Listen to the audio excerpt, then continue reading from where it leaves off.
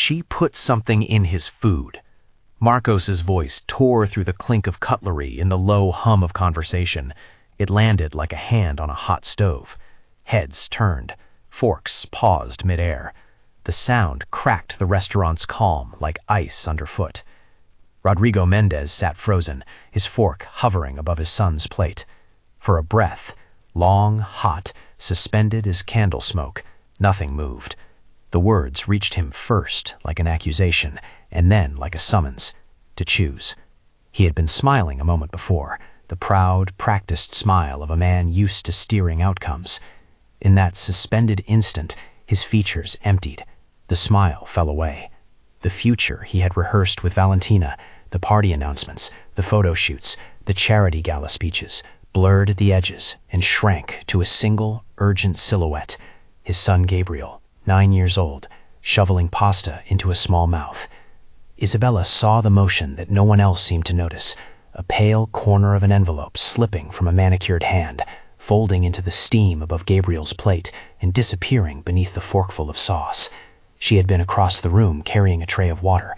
The fall of that white scrap landed in her like a sudden sharp breath.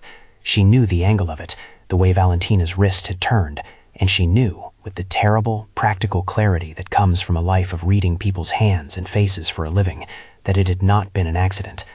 Marcos's shout turned the suspicion into a public fact. People beyond the table leaned in. Some took out phones. Someone near the bar laughed nervously, a sound that might have been disbelief or performance. Valentina's laugh came out thin and brittle, the kind of noise the rich make when they think they can buy the world back into balance. "What are you doing?" she said, bright-eyed as she pushed the offending napkin under the plate with the pad of an expensive stiletto. Her voice was syrup over steel. Guests glanced over, the way people in an aquarium glance at a tank when something unseen stirs.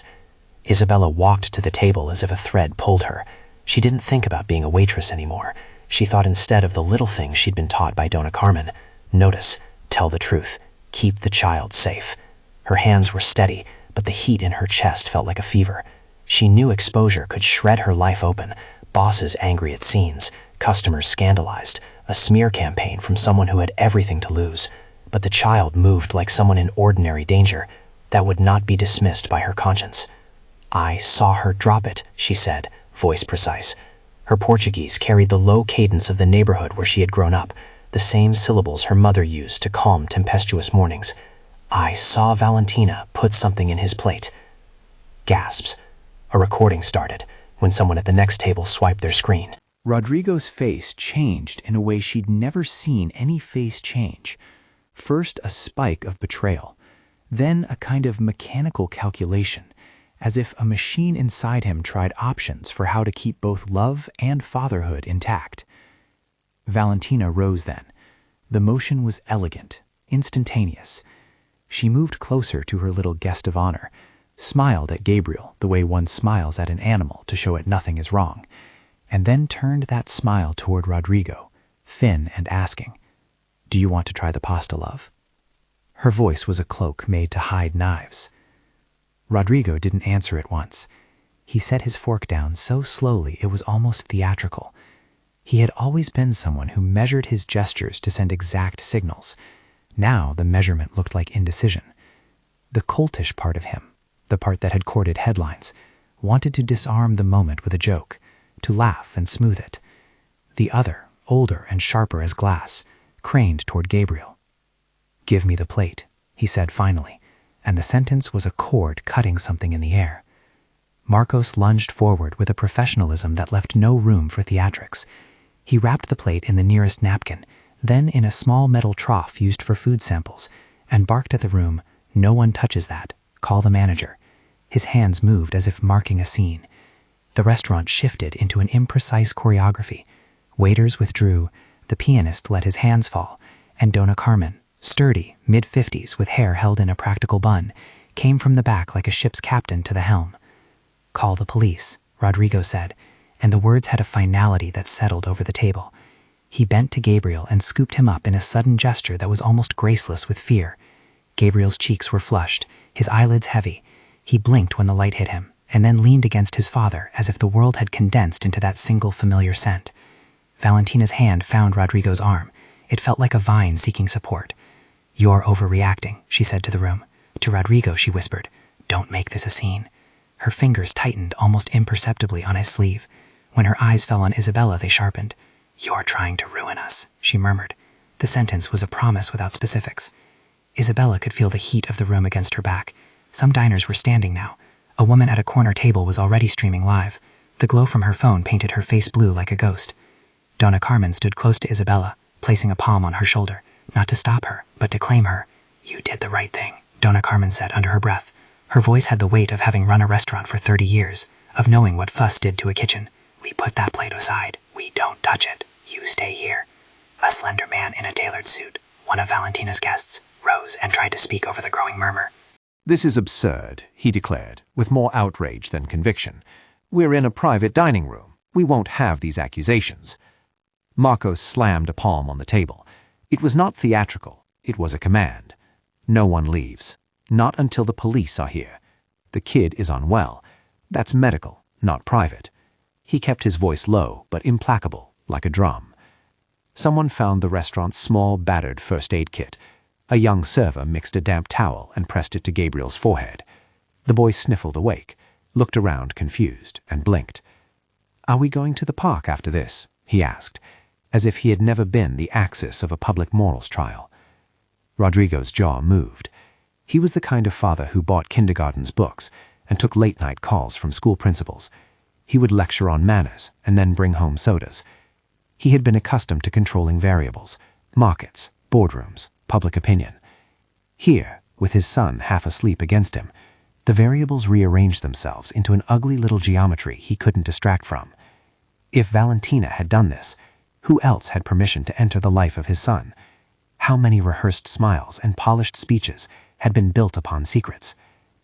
The idea of being wrong, of accusing the woman who would be his wife and disinheriting her public image, hovered like a cost he might have to decide whether to pay. Rodrigo's silence in that liminal moment was not cowardice. It was a man weighing the lives of two people he loved.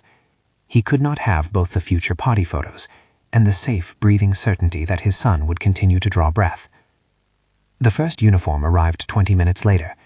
The police officer who signed forms and assessed the scene was practical and efficient, the kind of person who has learned to separate spectacle from fact. He asked Isabella to recount what she had seen.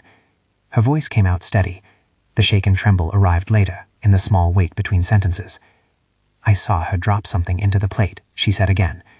The officer wrote it down, crisp black strokes across a report. "She slipped a white packet into the pasta." He nodded and gloved his hands when Marcos handed him the wrapped plate. The chain of custody began with those small procedural moves. Seal, sign, initial.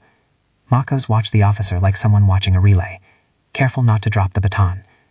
Rodrigo insisted that the plate be taken to a certified laboratory, not just a hospital emergency. It was a point of pride for him to do things the right way when the stakes were this high. His money had taught him the value of formal records. "I want it logged," he told the officer. "I want tamper-proof packaging, a sworn chain from here to the lab." That sentence, said by a man who could have exercised private remedies, acknowledged the limits of shadowed power. There were laws even he had to observe. Valentina watched the officer's actions with a smile that never reached her eyes. "You don't need to make a scene," she told Rodrigo softly. "This will go away. We'll fix it." There was a self-assurance in her voice, like someone who had, in the past, leaned on others to make inconvenient things quiet. "How?" Rodrigo asked, not really expecting an answer.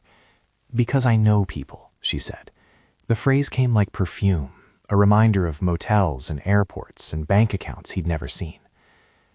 A reporter from a local outlet had arrived by then, drawn by the live-streamed video and the murmurs of something dramatic happening in a high-profile restaurant. She introduced herself as Adriana and asked if anyone would speak to her.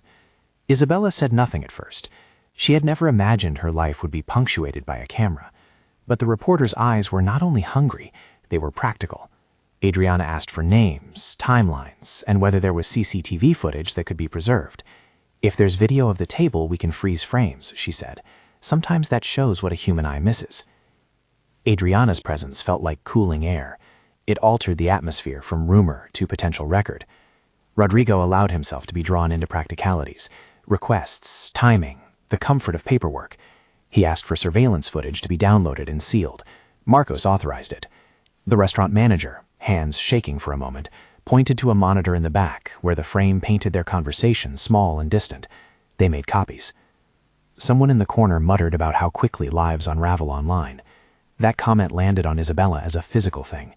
She imagined her mother's face 5 blocks away, imagining Isabella's name attached to scandal. She thought about the memory of paying bills, her brother's cough and needed medicine, and how fragile the scaffolding of their life could be if it all became gossip. Doña Carmen shepherded Isabella away from the eyes. She pressed a cup of coffee into her hands and spoke real, clean sentences. "Stay with me," she said. "We will go through this properly. We protect you." Her voice was not the light of some idealism. It was the iron of someone who had been through storms and kept the doors open. Adriana leaned into Rodrigo then, with the sort of discretion that makes a reporter also an investigator. "If this goes to press," she said quietly, "we need to know whether you want full anonymity for your staff. Stories can be messy, reputations can be crushed before facts are verified." Rodrigo's eyes found Isabella. He nodded once, an arrangement made not in speech, but in accountability. "No names," he said. "Not yet." His voice was still raw.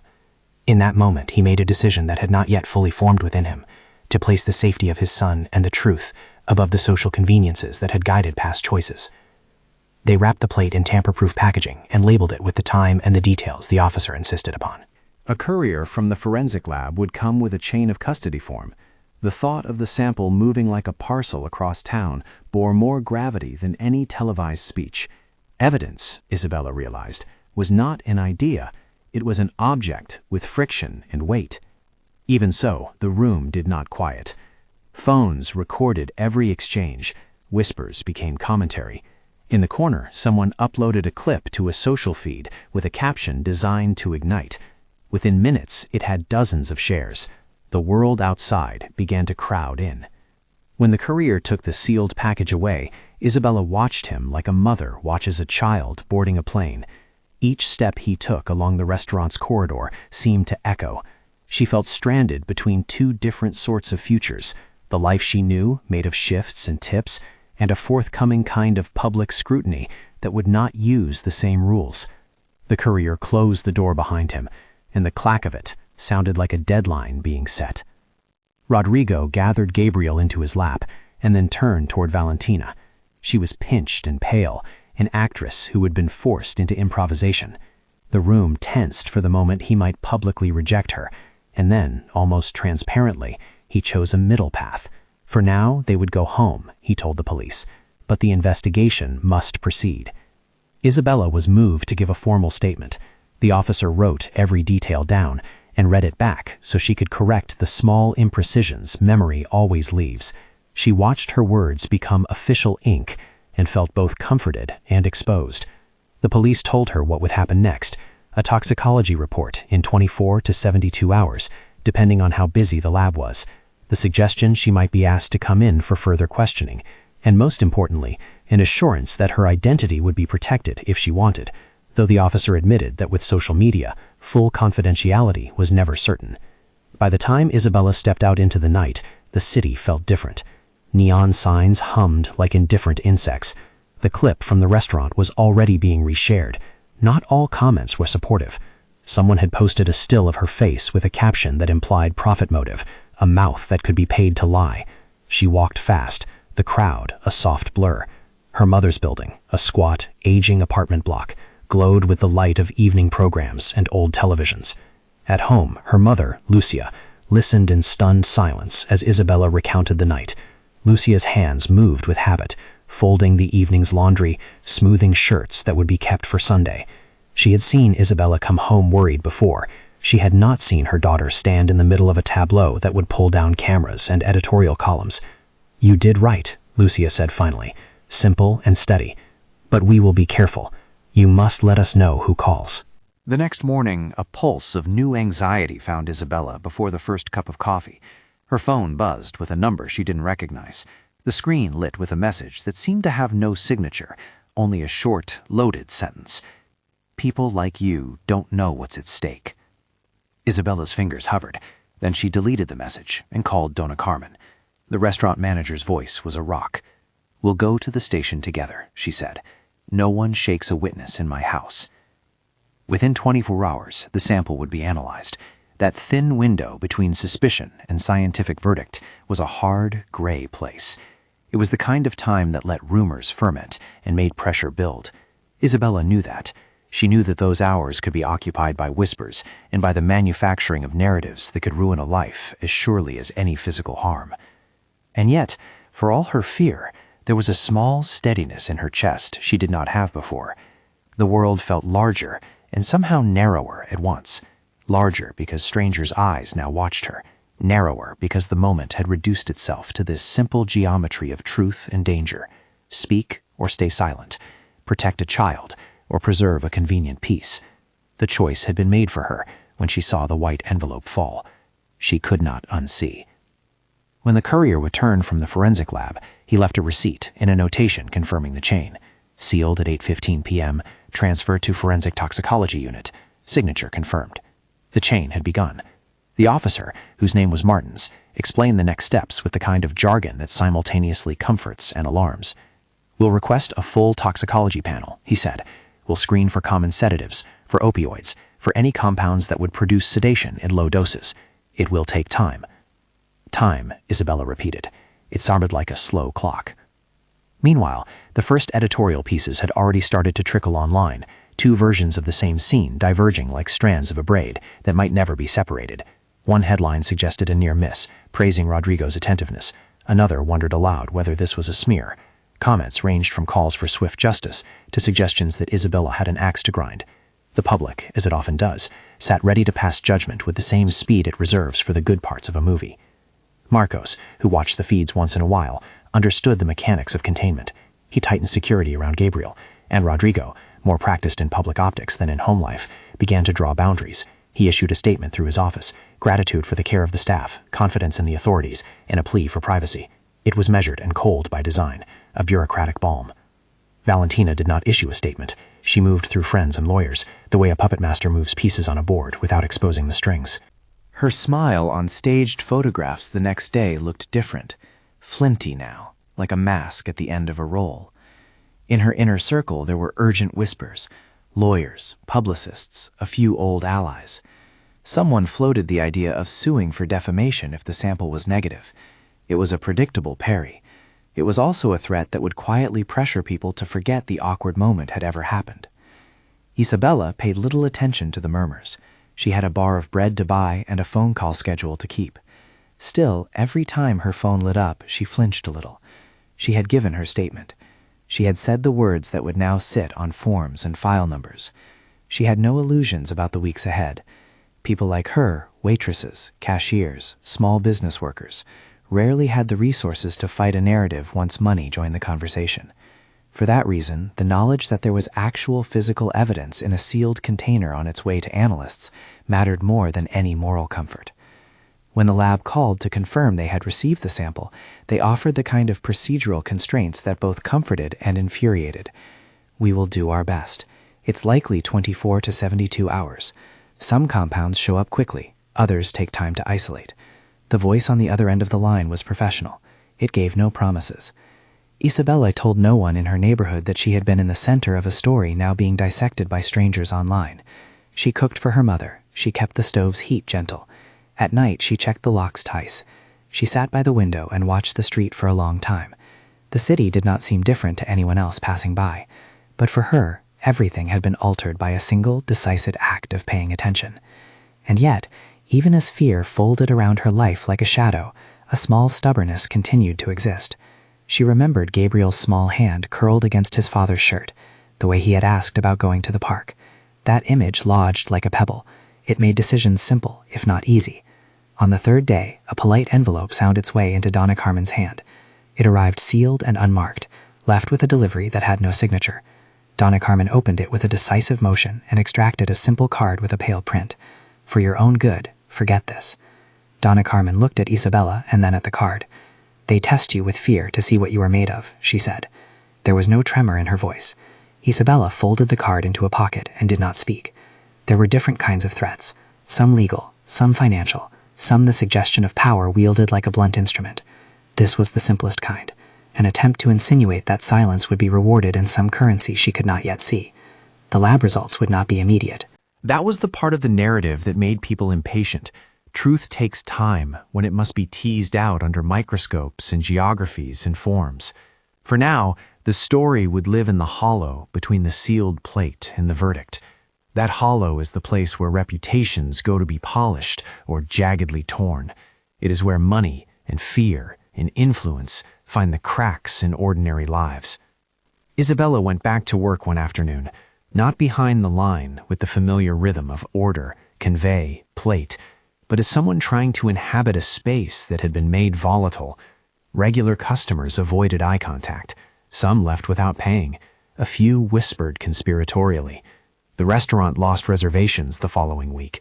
Business dipped.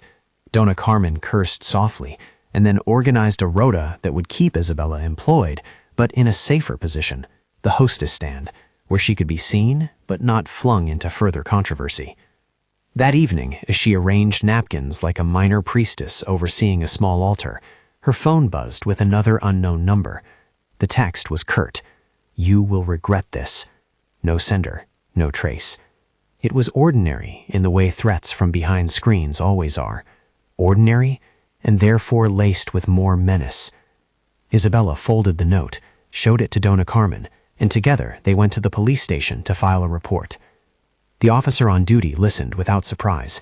He filed the complaint and asked whether she wanted an emergency protection order. The word carried legal weight.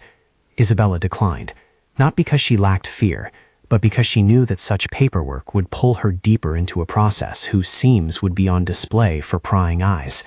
She chose instead to take practical precautions, change routes home, vary her routines, keep her family informed. The lab called back 2 days later. The voice had an analyst's measured tone. Preliminary results show presence of a sedative compound consistent with low-dose administration, the analyst said. The exact language was clinical and careful. It left room for interpretation. It required confirmatory testing. But the phrase landed in Isabella's body like sunlight through clouds. She sat down on a bench outside the station and let the news settle. Moments later, Officer Martins came out with forms and instructions. The results required corroboration. Blood work from Gabriel, comparative samples, the follow-through of investigative stops. He explained the chain of steps like a man reading a map toward an unknown city. "This is a strong indicator," he said. "It gives us cause." His eyes, when they met Isabella's, had a mixture of sympathy and the professional stiffness of someone who read a lot of human inconvenience for a living. Rodrigo called her the next day and asked for her to meet. She agreed, more out of curiosity than need. He invited her to his office. Glass walls, but a closed door. The room smelled faintly of lemon polish and old decisions. He was formal in a way that only happens when someone is protecting a private pain with public means. "You saved my son," he said when she walked in, and he said it without ornament. There was gratitude and a kind of debt in his voice that lay somewhere between father and magnate. "I want you to know that. I also want you to know you will be protected." Isabella looked at him. "I didn't feel like I was doing anything heroic," she said. "I just did what I saw." "That's more than most people do," he replied. His fingers tapped the desk. "If you ever need anything, tell me, and if you're feeling pressured." Isabella shook her head. "I don't want charity. I want to be safe." The sentence sounded like a small sledgehammer. She was not asking for donations or a job, but he had resources. He hesitated, then said, "We'll make arrangements to support you while this is ongoing, and we will proceed legally." It was an offer that carried a complicated undertow: help with strings attached, public relations counsel, legal representation, and the promise of being pulled into a world she had not chosen. Isabella accepted an envelope with a card inside that had the name of a lawyer, Fernando Almeida, and a number. She thanked him and left with the card burning in her palm. Outside, the city moved as it always does, indifferent and busy. Streets carried their own dramas, but something had shifted inside Isabella. The world of small, ordinary transactions had been pierced by a rare and luminous moral fact. Sometimes the right action is the one that costs you. She understood the price now in small ways: a smattering of online nastiness, a few lost shifts, a silence at the market when someone recognized her. But she also felt like a thin line of light, that she had not simply survived, she had acted. That night, at home, there was a slow knock at the door. Donna Carmen had insisted she bring her mother to her apartment for a communal dinner. They ate beans warmed with care. Once the house was quiet, Isabella checked her phone. An unread email blinked. It was from an address she did not know, marked only with a reporter's byline. "Would you speak to me? I think there's more to her story." Adriana's note was cautious and direct.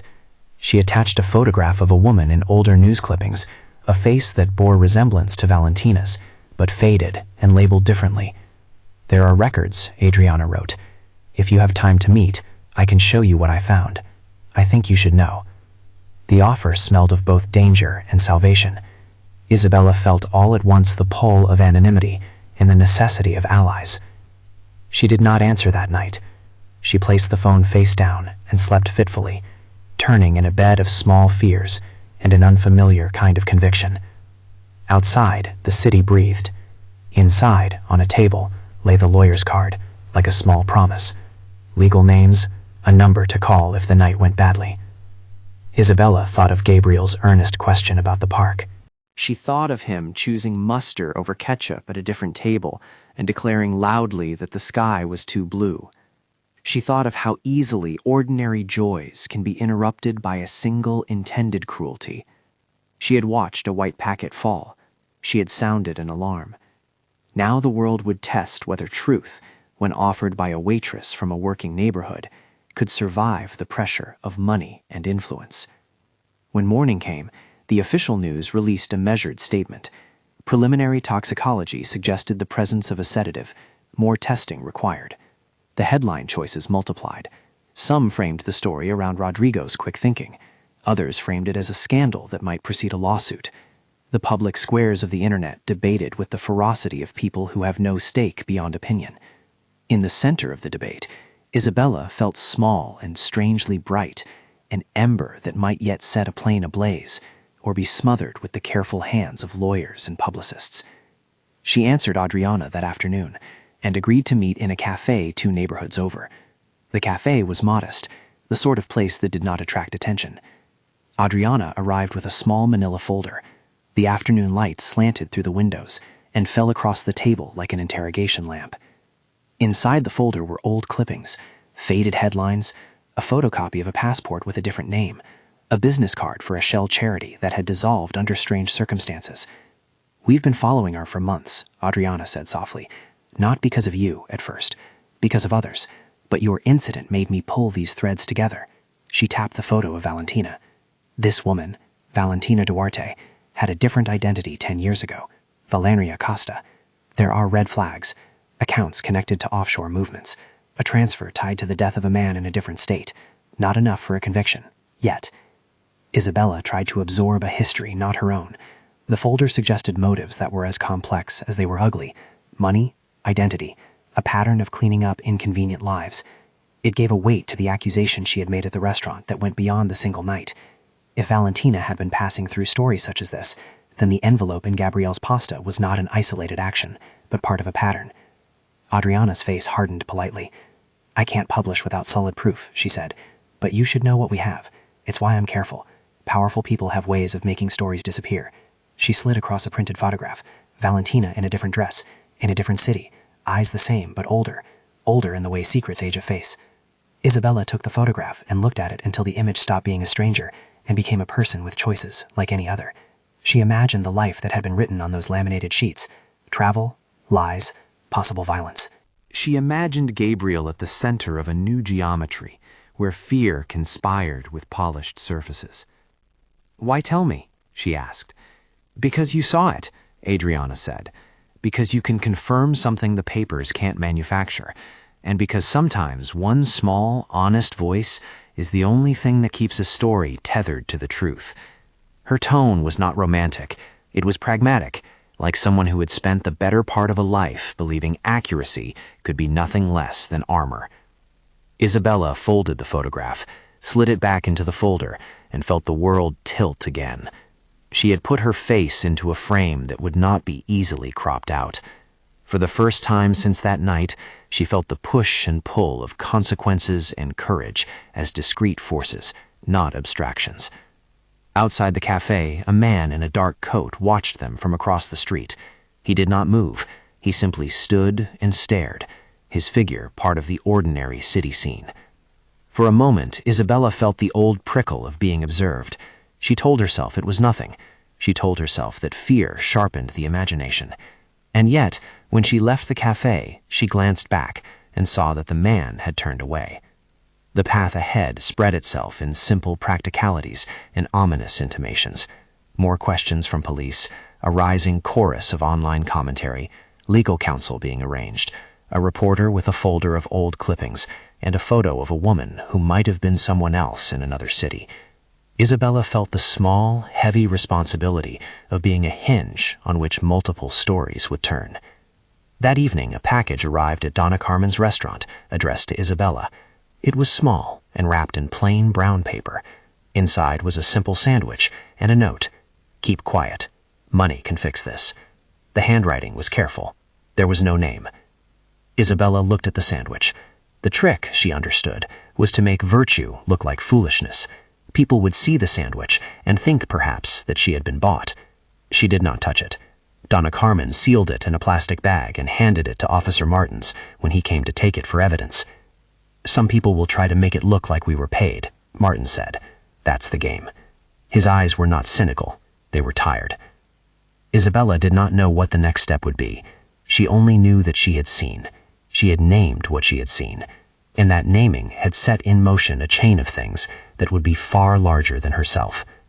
When night fell, she sat on the fire escape outside her building and watched the lights across the avenue blink like distant houses of gods. She could hear a car radio playing a song she half remembered. She felt small and frightened, and oddly, stubbornly, unbowed. A final message came at midnight, short and precise. "You should stop." It had no threat beyond the sentence, but it was enough to make her stomach clench. She told herself she would not back down. She told herself that she had done the only reasonable thing. And when she thought of Gabriel sleeping somewhere down the line, in a house where his future had been mostly mapped, she felt her resolve harden into something that was not dramatic, but necessary. The package sealed, the chain of custody logged, the social feeds warming with rumor and outrage, Isabella found herself pinned between two kinds of pressure: the official, slow machinery of police work and the fast, merciless machinery of public opinion. Both could break her in different ways. She sat on the stoop of Donna Carmen's restaurant with her hands wrapped around a paper cup, feeling the daytime heat stitch among her forearms, and tried to convince herself that the small, precise legal mechanisms would be enough to translate the truth into consequences. That night she opened her phone and watched a single clip on repeat: Marcos's shout, the white scrap of envelope falling into Gabriel's plate, Rodrigo's fork arrested midair. It was the kind of footage that hurt you in the chest because it made things that were private suddenly public. It made her voice unavoidable. If this story is pulling you in, subscribe to follow the full account. There's more coming that will change everything. Adriana's investigation moved like a slow-running current that suddenly found a channel. She started by pulling what public records she could: property transfers, shell companies, charity filings, and then began to ask questions that made people uncomfortable. A former accountant who had worked briefly for a trust associated with Valentina's name called back with a voice measured like a man who had rehearsed deniability for years. There were transfers that didn't make sense, he told Adriana, then hung up. The man's fear was as telling as anything he might have said. Adriana's private file filled with photocopies, faded invoices, and a passport with a different photograph and a different name, Valeria Costa. The passport's number didn't match anything on domestic databases, and a phone call to a colleague in another country raised the possibility that Valentina had used forged documents to move across borders. The past that had been smoothed into social media photos began to fray. Meanwhile, the police counted steps. Forensic confirmed the sedative, a low-dose hypnotic compound, not a household kitchen ingredient, but a drug with a clear profile, something labs could isolate and identify beyond reasonable doubt. The lab's preliminary language tightened from consistent with to detected, and then to confirmed after repeat testing in comparison with reference standards. Gabriel's bloodwork corroborated the presence of the compound at low but clinically significant levels. The timing matched ingestion. The chain of custody was clean. The evidence sat on a table of facts the way a photograph sits on a witness stand. That was the moment legal strategies shifted from posturing to motion. Fernando Almeida, Rodrigo's lawyer, called a private meeting to discuss next steps. He was not a theatrical man. He was precise, practiced in the ways of restraint. His first priority was to shield Isabella from the kinds of civil actions that might be used to intimidate her. "They will try to make you the story, rather than the fact," he told Rodrigo quietly, his voice a file drawer shutting. "A defamation suit is a weapon. It's about money, delay, and where. We need to prepare for two fronts, the criminal investigation and the civil chessboard." Valentina struck back not with admission, but with posture. Overnight, a defamation notice landed on the restaurant's door with the kind of language that looks official to outsiders: demand for retraction, threat of litigation. Her lawyers insisted that she had been the victim of a malicious lie, that publicity ruined her reputation, that career opportunities and philanthropic partnerships were at stake. The narrative they deployed was simple: doubt the claimant, attack the teller. It was a predictable script with a cruel efficacy.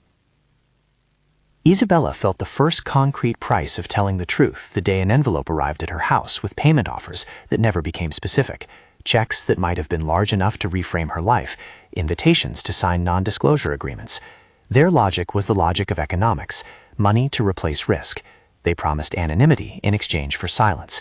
She folded each offer into a drawer, wearing the look of someone counting the cost of being right. The next weeks were a slow, grinding thing. Isabella's days conformed to the push and pull of interviews with police, interviews with reporters, and the administrative swirl of medical appointments for Gabriel. Night brought messages she learned to dread: a picture of her apartment keyed with a location tag, a voicemail with nothing but a hum, sentences that began with "be careful" and ended with thin implied threats. In the middle of all of it, Dona Carmen was a small fortress. She insisted Isabella keep working enough shifts to avoid suspicion, but in safer positions. Hostess, a face at the door, where she could be seen and protected. Adriana published the first long piece 2 weeks after the incident. It was careful in tone and methodical in structure, a factual recounting of the restaurant scene, the lab results, and a set of irregularities tied to Valentina's past, different names used in different jurisdictions, an old report in which a man named Antonio Silveira had suspected financial improprieties before his death years earlier. The article did not accuse beyond the evidence. It simply connected the threads and asked questions worth asking. Its headline was a precise hammer: a pattern in plain sight. Valentina Duarte. Who is she, really? The reaction was explosive in a way Adriana had expected. Social feeds splintered between outrage and defense. Valentina's publicist issued statements of denial, while PR teams scrubbed anything that suggested criminality. Valentina herself took to her social feeds with the polished sorrow of someone wronged by rumor. In interviews, she spoke of personal betrayal and hatred. In person, journalists noticed a tightness around her mouth that made her smile look mechanical. Marcos tightened security even more. He accompanied Gabriel to school for a time, hovered at the park, and placed a discreet surveillance layer around the family home. For Isabella, who had been accustomed to watching customers for cues and not knowing who might be a threat, this was both a relief and a new strain. She felt watched in a different way. The protective gaze was a reminder of risk rather than an antidote to it. The legal pressure rose exactly as Fernando had predicted. Valentina's lawyers filed a civil suit for defamation, seeking damages and a public retraction. The effect was immediate. Isabella's words could be interrogated in a civil crib. Discovery requests demanded bank records, communications, and details about her life. Depositions were scheduled. In one deposition, under the sterile glare of an office camera, Isabella had to recount the night again, precisely, while Valentina's lawyer tried to puncture her memory with hypothetical questions. Could she have been mistaken? Wasn't the night chaotic? Wasn't it possible she had misread a playful gesture? Each question was a small saw trying to cut at the structure of her testimony. Isabella felt the intimidation of legal tools with the same physical sensation as a winter wind undercoat. She had not signed up to be a litigant, but Fernando prepared her with the calmness of someone who has seen fragile truths survive adversarial tests. "Stick to what you saw," he said. "Don't answer hypotheticals. Short answers.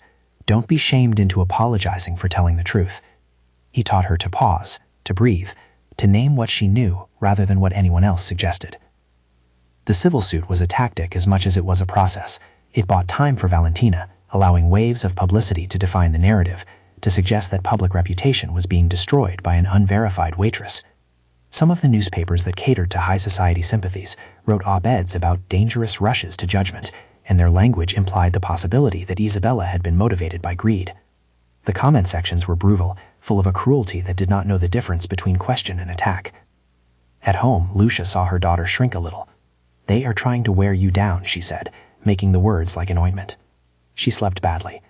Isabella kept her mother apprised of each message, each call, and Lucia took to sitting up with a sewing kit by the window, mending small things, like the way people mend themselves by attending the edges.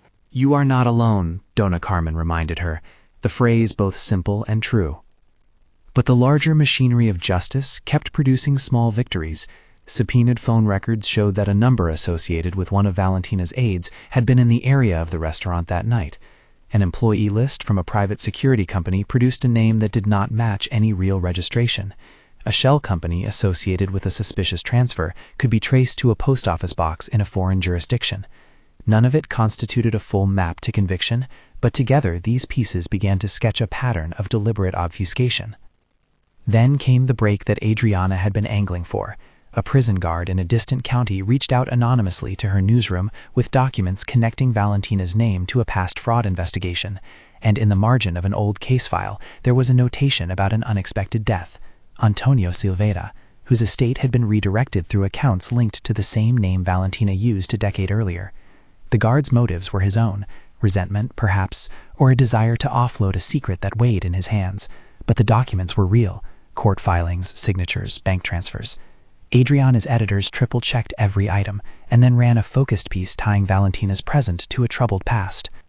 Public opinion turned again, this time towards suspicion rather than protection. People who had defended Valentina in comment threads now muted their accounts. Sponsors paused contracts. A gala that had been announced months earlier postponed indefinitely. Valentina's world tightened like a fist. The police moved. They obtained a warrant for Valentina's arrest on suspicion of attempted poisoning and fraud. They had probable cause: the laboratory confirmation, Gabriel's blood work, surveillance footage showing the hand motion, and corroborating witness statements, Isabella's included. When officers notified Valentina, she was composed in a way that suggested she had rehearsed the look of calm. She spoke to reporters through a lawyer, eyes guarded, words precise. Her arrest was public but procedural. She was taken, processed, and held pending a bail hearing. The mood in Rodrigo's home was a brittle relief. A box could be closed or at least fastened. Fernando counseled caution. Legal proceedings, he reminded them, were not movies. Valentina's arraignment would be the beginning of a long series of steps. And then the world showed its capacity for surprise. An hour after the arraignment, a clerical error at the holding facility, an unlogged movement, a miskeyed door, a guard on a late break, created an opening. Valentina's defense team later would argue about negligence. Activists would argue about systemic failure. But the immediate fact was blunt. She vanished. A search was launched, alerts broadcast, and a manhunt began. The disappearance sharpened the story into something more violent and urgent. Adriana's newsroom traced fare logs and flight manifests. Fernando moved to secure emergency orders to seal airport exits. Marcos spent nights on patrol and monitored border movements like an obsessive, and Rodrigo's wealth suddenly looked less like a shield than like the soft skin of a ripe fruit, easily bruised. Public speculation ran hot. Had she fled? Had she been helped? The thought that someone inside a system of custodial care might be complicit landed with the force of betrayal. Officers checked internal logs, spoke to colleagues, and found irregularities. A guard who had been paid off in earlier years, a fuel expense that didn't add up, a small ledger entry that suggested cash movement without explanation. The implication was ugly: escape with help. For a few days, Valentina's trail was a smear across the map. Hotel receipts, a rented car, a phone that pinged briefly in a border town and then died. Then she showed up on a flight manifest leaving the country. Interpol alerts were prepared. A red notice was requested. Rodrigo watched the feeds and felt his stomach go hollow. He repeated to himself, as if rehearsal might answer the fear, that the law would run its course. But the world did not run toward neat conclusions. An hour after the Interpol notice went out, so did a second, more catastrophic clip. Surveillance video at an outlying airport gate showing Valentina slipping through a back corridor with help from an attendant wearing a security vest. The attendant's face was familiar to someone who had studied airport peripheries. He later turned out to have small but meaningful debts tied to a network that could be bought. The image was a lesson in how little was purely official in a world with enough money. The manhunt narrowed to a few safe houses, and then to a motel outside the city where Valentina was eventually captured after a brief standoff. She was found with a cache of forged documents, an extra passport, and a small valise with cash. She was taken back into custody, and for one afternoon the world exhaled. But captivity changes people. The months between capture and trial rewrote Valentina's tenor, language from slick confidence to a more desperate cadence. She watched her images on nightly news, her face catalogued in the way a subject in a long portrait is catalogued. The smile, the arrest, the feeds of commentary. She spent nights in a cell wondering what mistakes had led to this accumulation of exposure. Her escape and recapture did one thing that altered the legal calculus. It added the possibility of flight and obstruction to the list of charges, strengthening the prosecutor's case. And it added a human cost. The guards who had been bribed or coerced needed investigation. Allegations of corruption bloomed like molds.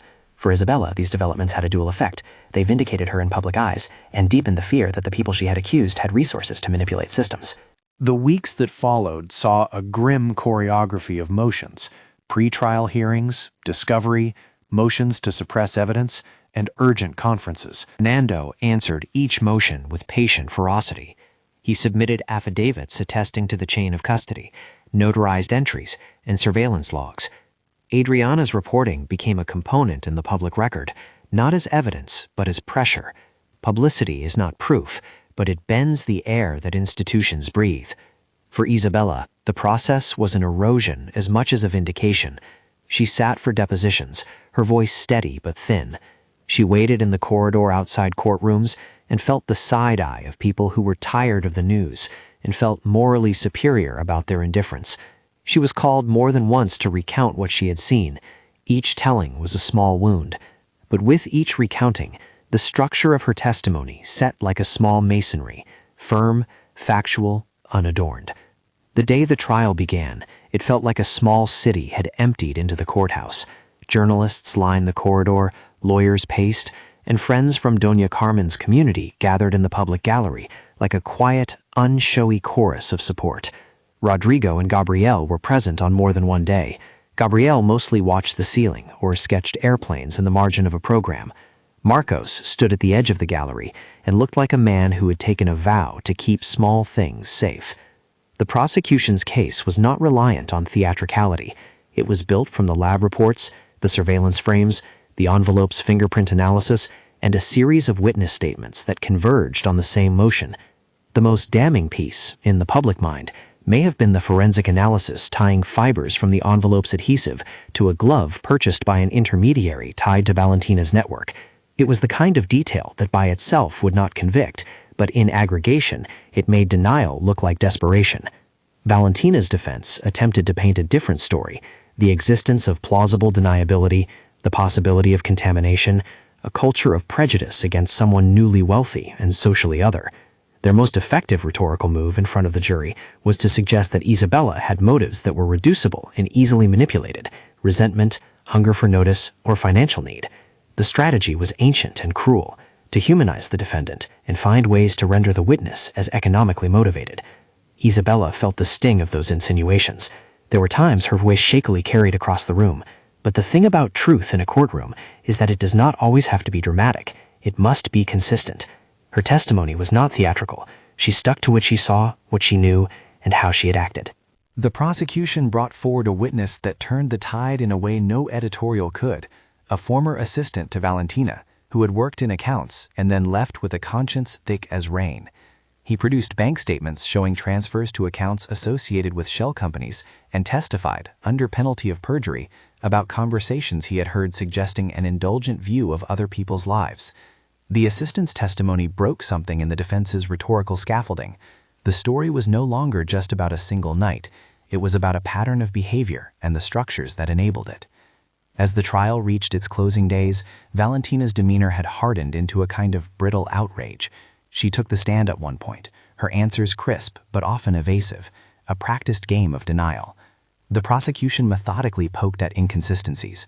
The defense attempted to show emotional context and social pressure. The jury retired. Waiting for a jury is a strange kind of time, a mix of ordinary routines and a strange held breath.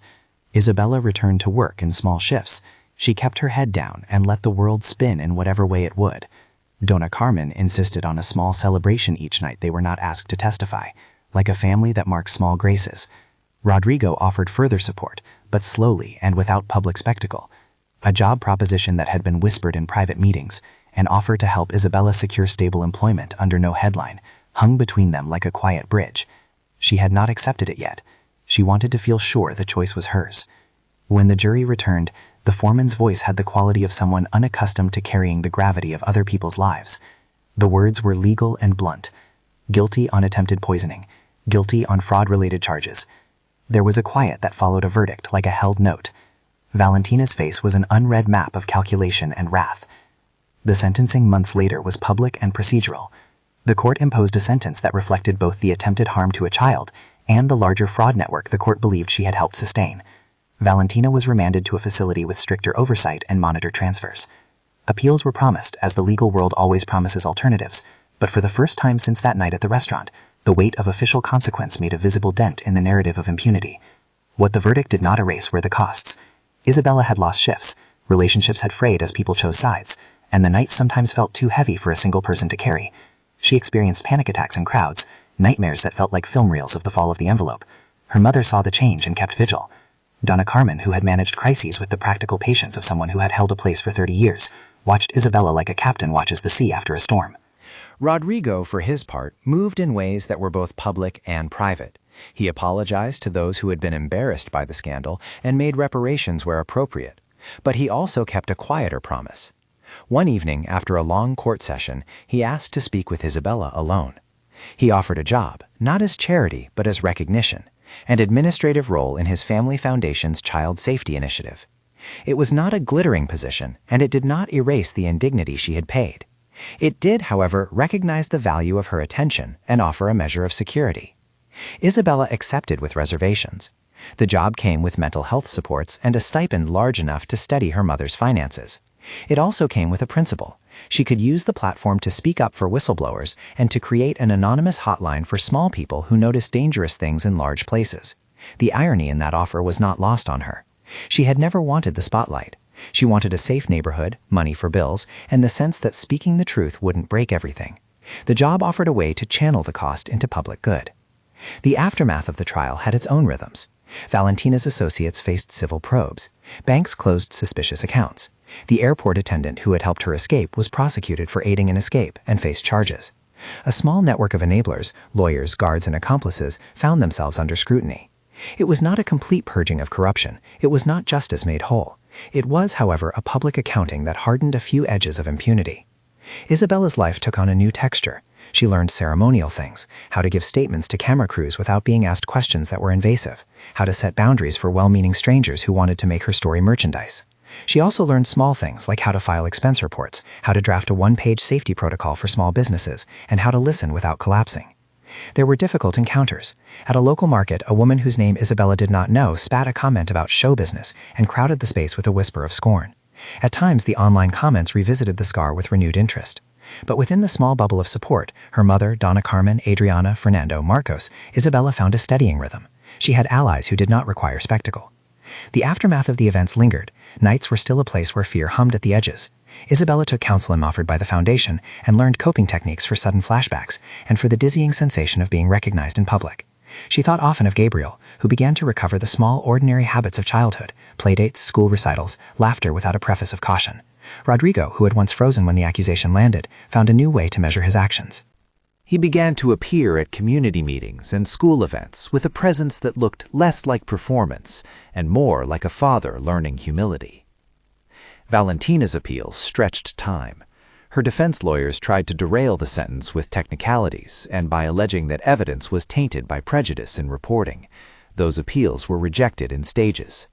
Each denial allowed the community to close, in small ways, around the space that had been ripped. At the final iteration, when the appeals had been exhausted and the sentence stood, Valentina's public silence was a presence itself, an absence that suggested she had been removed from the life she once curated. The months that followed were not a return to the old normal. They were instead a careful construction of a new ordinary. Isabella, now working part-time at the foundation and still keeping a few shifts at the restaurant out of loyalty to Dona Carmen, took part in programs to teach small business owners how to document suspicious incidents, and to provide a quiet legal referral line for witnesses who feared retribution. The thing the foundation offered was not spectacle, but scaffolding, legal advice, referrals to counseling, and a small emergency fund for those who might lose wages while participating in legal processes. Isabella found the work meaningful in a way that filled more than one of the holes left by the crisis. There were ceremonial moments. The foundation held a small grant ceremony at Dona Carmen's restaurant for local parents that felt like sunlight after rain. Gabriel made a drawing and gave it to Isabella, a sun with many hands reaching toward it. She taped the drawing to her apartment wall like a small benediction. Adriana stayed in touch, moving on to other stories but always checking in on Isabella. There were interviews, essays, and a podcast with careful restraint that told the story not as a show, but as a case study in the cost of speaking up. The podcast included interviews with lawyers, with Dona Carmen, with a prison guard who had turned state's evidence, and with Isabella herself, who spoke without melodrama. The piece was sober and practical, more a public service announcement than a ratings chase, and it offered resources for people who might be placed in similar positions. Isabella's relationship with Rodrigo remained complicated. He did not try to romanticize their social distance. He offered stability and a platform. She accepted it with the same practical clarity she had applied to the rest of her life. There were no cliches of adoption into high society. Instead, there were meetings where they worked to improve child safety and charitable events, ensuring that private dining spaces had accountability, and that employees at catered events were trained to document odd incidents. The work they did felt like small stitches in a large fabric. At the center of all this was the small human fact that Isabella had made a decision. She had acted. That decision had costs and eventually tangible results.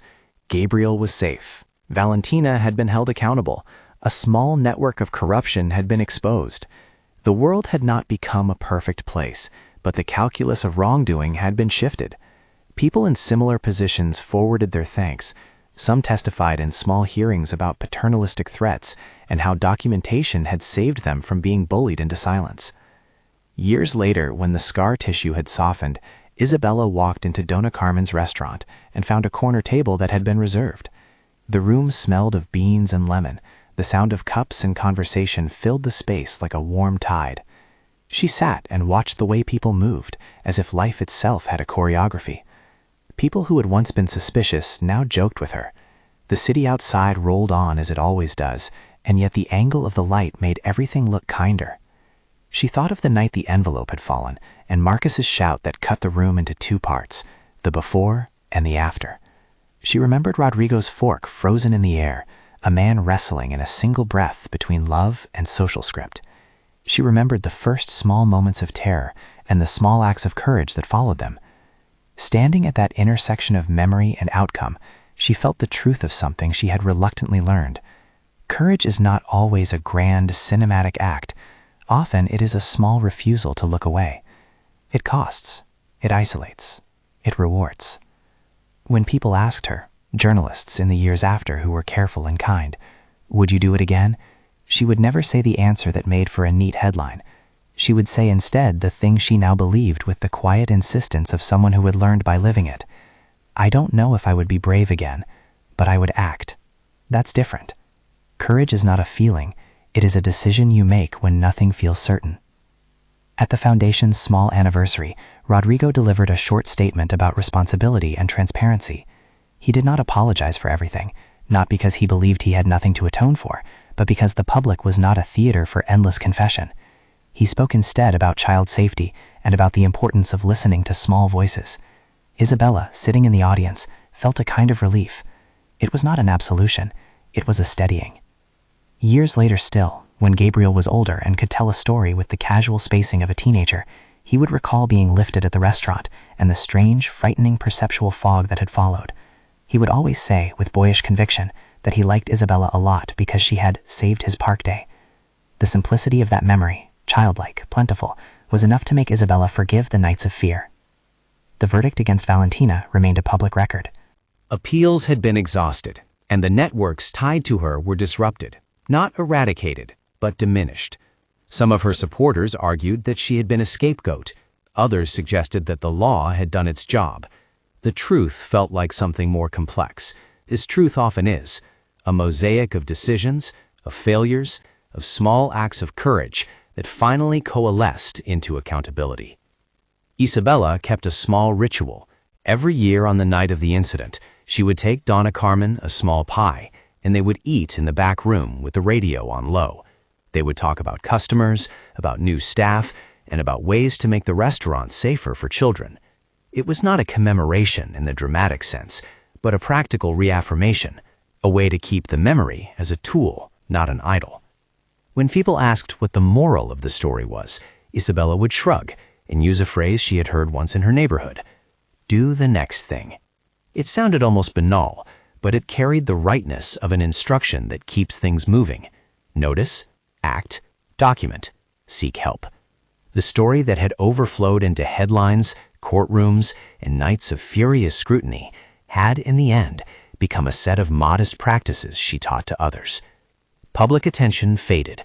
New scandals took the place of old ones. Isabella's name no longer trended. Adriana went on to win awards for investigative reporting, but she always credited the case not to herself, but to the people who spoke truth when it was unpopular. Fernando returned to his practice and took on cases that kept him awake at night. Marcos continued to work quietly, a sentry with softened edges.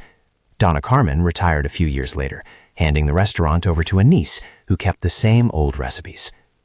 Isabella's life was not a recycled fairy tale of uplift. She still had nights of doubt, bills to pay, and the small indignities the world reserves for people who are both ordinary and heroic in different measures. But she had also found a place where her testimony became something larger than publicity, a program, a hotline, a set of community practices that helped others. She had been offered a choice and had taken a path that kept her dignity intact. The last image the story leaves is small and domestic. Isabella at a playground, watching Gabriel and his friends chase a ball in a dusty arc. She felt the weather on her face, the ordinary noise of children, and the private knowledge that a single, brave act, hers, imperfect and costly, had helped preserve this small scene. Her hands were stained with the day's work. Her heart was threaded with the memory of cries in a restaurant and the long, slow administration of justice. She let the sound of laughter fill her, and for a moment felt the city expand into something almost like hope. She never claimed to be a hero. She simply showed up and spoke. In a world that often rewards silence, she had chosen a different currency. The cost had been high, but the result, small, stubborn, and real, was a child who grew up, a woman who found a voice, and a city that learned to pay attention. The lesson is not consoling or grand. It is practical and true. When you see a dangerous thing, speak. And when you are spoken for, act to build the shelter that will protect others.